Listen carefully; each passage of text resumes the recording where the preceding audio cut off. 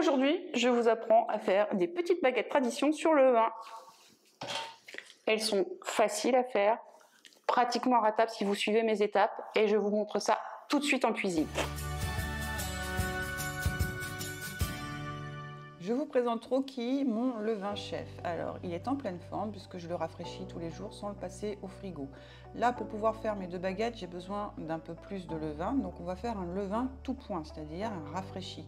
Donc, je vais mettre 100 g d'eau et 100 g de farine de seigle qui vont me permettre d'activer les levures de mon levain. Donc je place tout mon levain chef dans un bol, je le rafraîchis avec mon volume d'eau et mon volume de farine, je mélange bien pour bien tout incorporer, puis après je remets une partie de ce levain dans un pot et une autre partie dans un autre pot. Ça va me permettre de toujours avoir un levain chef, donc une souche, qui me permettra par la suite de faire d'autres pains et puis d'avoir aussi ma préparation pour pouvoir faire mes 2 baguettes.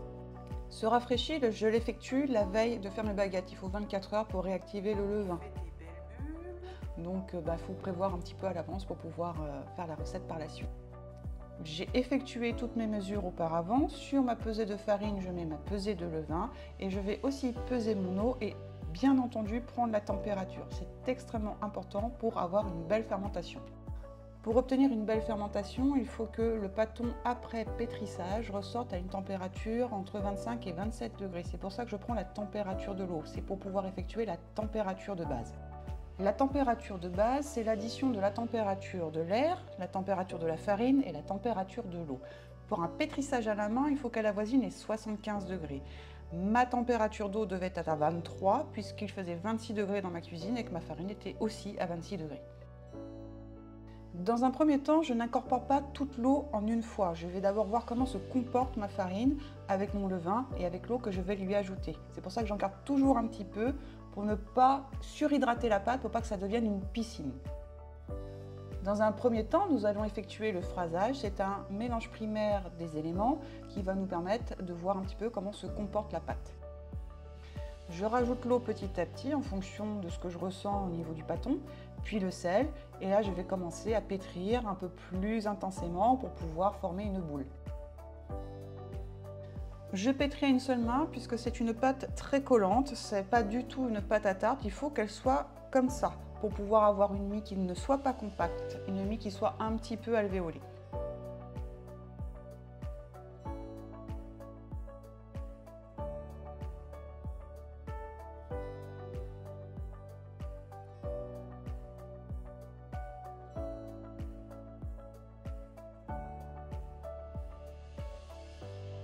Donc vous voyez, ça colle à mes doigts, c'est normal. C'est une pâte qui va être un petit peu pétrie, on ne va pas y passer 50 ans. On va laisser le travail enzymatique s'opérer, c'est-à-dire qu'on va la laisser se reposer et vous allez voir par la suite que le réseau glutineux va se former de façon presque magique.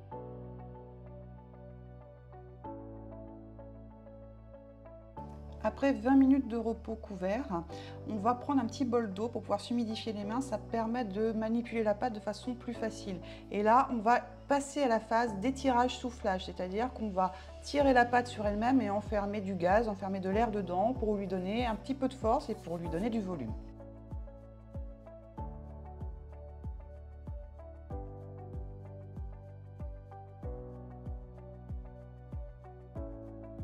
Donc je racle les bords de mon bol pour récupérer toute la pâte qu'il y a dedans et je continue ma phase de rabat, en fait ça s'appelle des rabats. Et vous voyez que sans pétrir vraiment beaucoup, la pâte commence à prendre forme, elle a de la force, elle a du corps et elle commence à se comporter vraiment comme un pâton de pain.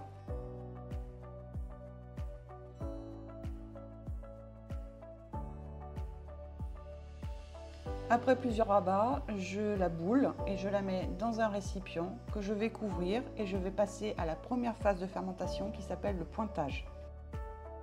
Cette première phase de fermentation s'effectue à température ambiante, à couvert et plutôt dans un endroit chaud. Je vérifie toujours la température de mon pâton après pétrissage, ça me donne une indication. Ici nous sommes autour de 27, on est un petit peu au-dessus, ce qui n'est pas très grave puisqu'on travaille au levain, que le levain aime bien la chaleur. Après une première phase de pointage à température ambiante, on va passer le pâton au frigo pendant toute une nuit idéalement. Ça va permettre de développer les saveurs et de continuer la fermentation tout doucement à cœur pour avoir une belle pâte à travailler le lendemain. À la sortie du frigo, je prends la température au cœur du pâton qui est aux alentours de 6 degrés. On remarque qu'il y a des belles bulles, donc la fermentation se passe très bien. Dans le four, j'ai placé une pierre réfractaire et un plat en inox qui va me permettre de faire le coup de buée. Vous pouvez remplacer par une lèche frite si vous voulez.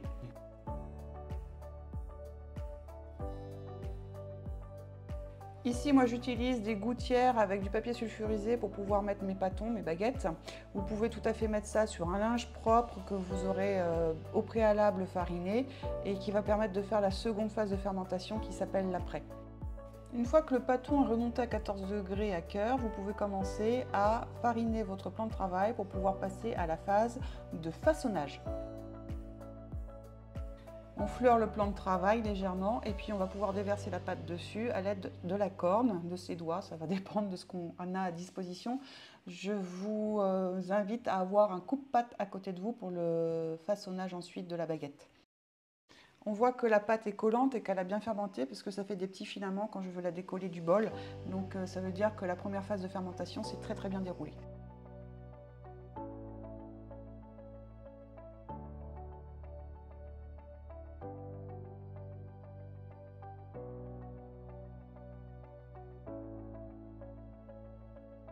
Une fois que la pâte est sur le plan de travail, on va pouvoir se fariner les mains, en mettre un petit peu dessus pour éviter que ça colle de trop. Et on va commencer à dégazer, mais alors très légèrement, à aplatir cette pâte et à se servir du coupe-pâte pour faire la phase de division. Comme vous voyez, j'étire la pâte aux quatre coins en essayant de ne pas la déchirer. On y va avec précaution et à l'aide du coupe-pâte, on va pouvoir diviser en deux pour nos deux petites baguettes. Là, on passe à la mise en forme. Donc, on va replier le pâton, lui redonner un petit peu de force, enfermer un petit peu d'air dessus, mais sans façonner véritablement. On va juste resserrer un peu le pâton et le mettre au repos pendant une petite détente d'une dizaine de minutes.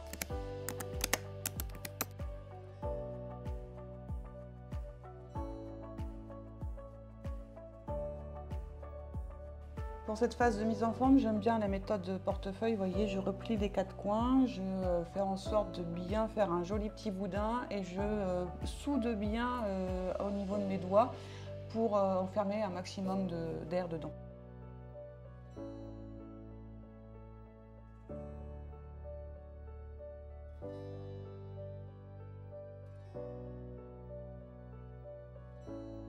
La mise en forme est terminée, je recouvre mes pâtons pour les laisser se détendre un petit peu pendant 10 minutes.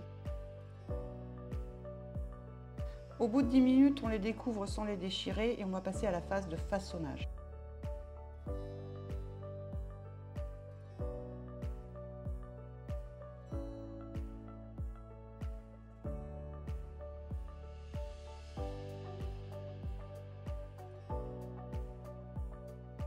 Je prends un pâton et comme pour la première fois, je vais l'étaler un petit peu et je vais commencer la façonnage en 3 plis. C'est-à-dire qu'on va faire un premier repli, un deuxième repli dans le même sens et un troisième repli en soudant bien avec ses doigts et en veillant à bien incorporer de l'air à chaque fois dans le pâton. Je vais mettre du coupe-pâte pour pouvoir mieux façonner, mieux décoller la pâte du plan afin qu'elle ne déchire pas et que mes doigts laissent des traces dessus.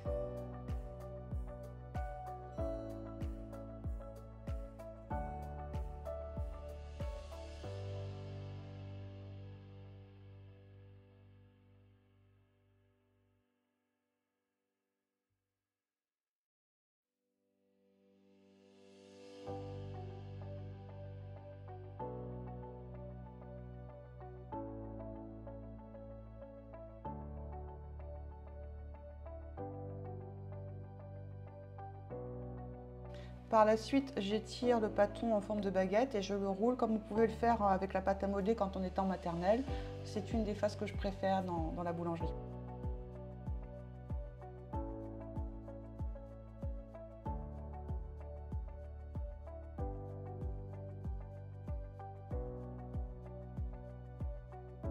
Je prends ma gouttière avec mon papier sulfurisé et je fais faire attention de retrouver où se trouve la soudure, ça s'appelle la clé. On a deux façons de positionner la baguette en gouttière, soit en tourne à clair, c'est-à-dire qu'on va mettre le côté le plus moche, c'est-à-dire la soudure en dessous, soit en tourne à gris avec la soudure au-dessus. Je vous fais les deux méthodes sur la vidéo. Vous voyez, quand on attrape le pâton, on y va vraiment doucement pour essayer de ne pas mettre de traces de doigts dessus, de ne pas le dégonfler, de ne pas le martyriser. Il faut vraiment y aller avec légèreté sur cette baguette pour qu'elle reste dans une forme qui soit appétissante.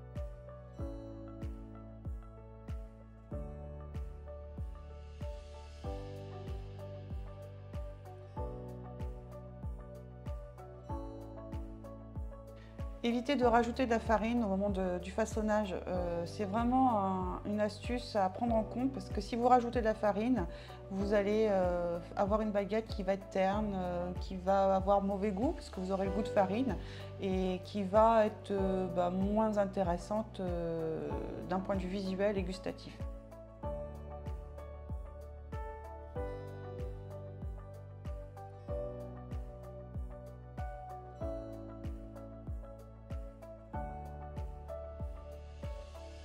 Vous voyez la différence là entre la tourne à clair et la tourne à gris. J'ai bien ressoudé. À chaque fois, je vérifie bien pour pas que la baguette craque dans votre four au moment de la cuisson. Et là, je mets la soudure en l'air, donc qui regarde le ciel. Ça va me permettre d'avoir une grille, une scarification différente par rapport à la première baguette.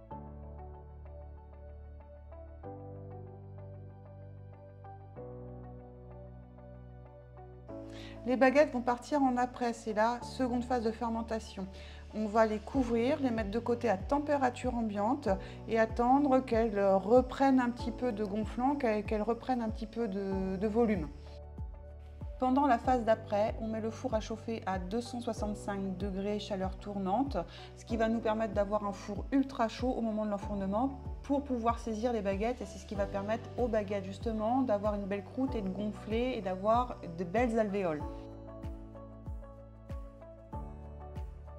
Je vérifie la fermentation en appuyant légèrement sur mes baguettes. Vous voyez, ça rebondit et ça revient très légèrement, mais ça reste un petit peu en creux. Là, ça veut dire que la fermentation est nickel et qu'il faut enfourner maintenant. Je passe à la scarification. La première tourne à grille, je la fais en un coup de lame, un peu laborieux parce que ma grille est un peu usée. Et la seconde, je vais faire en 3 coups de lame. Vous pouvez utiliser un couteau à dents pour faire ça si vous n'avez pas de grignette. C'est le moment de l'enfournement. Au préalable, j'ai préparé un récipient avec de l'eau. J'ouvre mon four qui est très chaud. Je vais placer mes baguettes sur la pierre réfractaire et verser l'eau dans la lèche-frite ou dans le plat en inox. Ça va me permettre de générer de la buée qui va venir se déposer sur le pain, protéger la croûte pour qu'elle soit pas immédiatement saisie et que le pain ait le temps de gonfler. Une fois que la buée sera évacuée, eh bien, la croûte va pouvoir se caraméliser. À mi-cuisson, je retire le papier sulfurisé et je pose les baguettes à même la pierre réfractaire pour que leur semelle soit mieux cuite.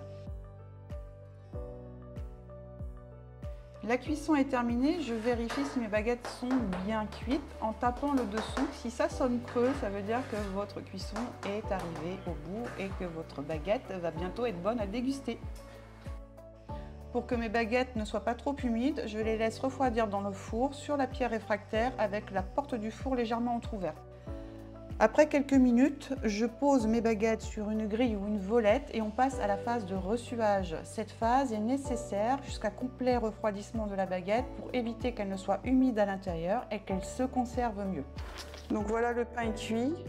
On a fait la découpe, l'ouverture. Donc vous voyez que c'est un pain au levain, sur levain. Donc même s'il y a un peu de levure, c'est un peu plus serré. Puis je ne suis pas boulangère professionnelle, mais c'est quand même super bon. Allez, à bientôt. Voilà, la recette est terminée. J'espère qu'elle vous a plu, que vous avez pris beaucoup de plaisir à boulanger avec moi. Ce que je vous propose, c'est de commenter du pain, du beurre. Oui, mais du beurre salé. Non, mettez juste du pain, du beurre, ça ira.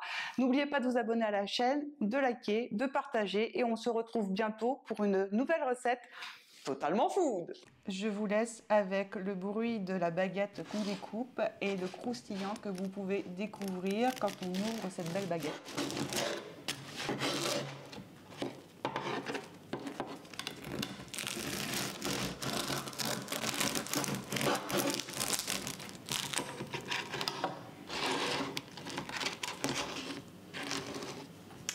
Et voilà la découpe de nos petites baguettes.